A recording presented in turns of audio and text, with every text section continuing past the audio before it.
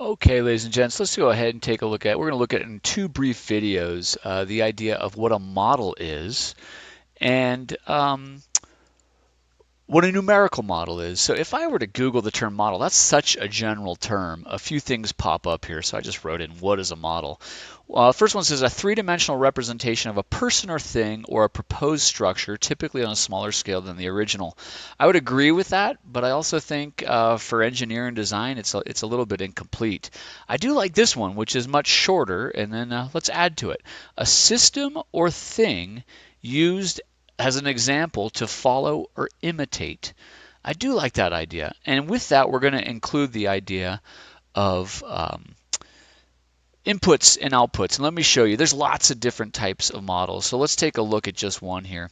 So here under the document cam, we've got two of these model cars that we've been seeing several times. So these are supposed to imitate reality. So this is a car, a toy car or a model car, and its job is to imitate something. And it imitates a car. It's got more or less the parts. It's got a body, a windshield, and some wheels.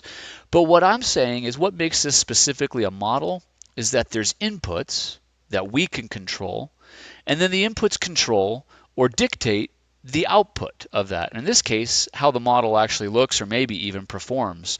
So the inputs might just be the parts. You know, I could take one wheel off and swap it.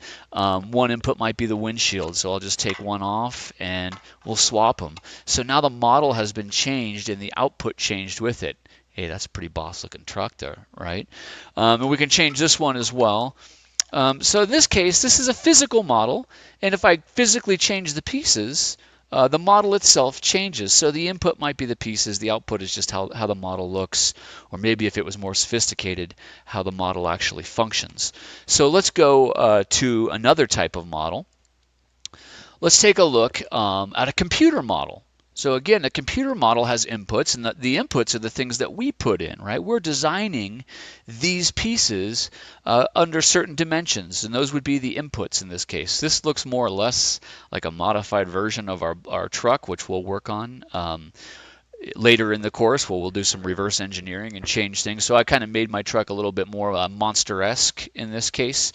But let me show you how an input would change the output for this. Now this is a computer model, right? It exists in a computer, but I can change something by looking at, let me just take a look at the bed here. This is the bed piece, one of the inputs, and I'm going to go ahead and change it. The extrusion normally was 3.346 inches. I'm going to make it longer. I'm going to bump it up to 6. Changes that, and watch how the output changed. Now the model looks like that. Probably not very practical to drive on this, right? This thing's going to scrape when you go uphill or something like that. But we see how an input changed the output, the way the model looks. So this would be a computer model.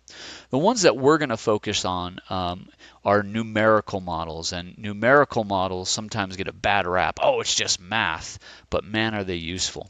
So I wanted to show you one. This is a website called OpenSnow. That's for skiers and snowboarders, and they focus just on ski resort forecasts. And there's a forecaster, his name is Brian, and he forecasts just on the Tahoe area resorts.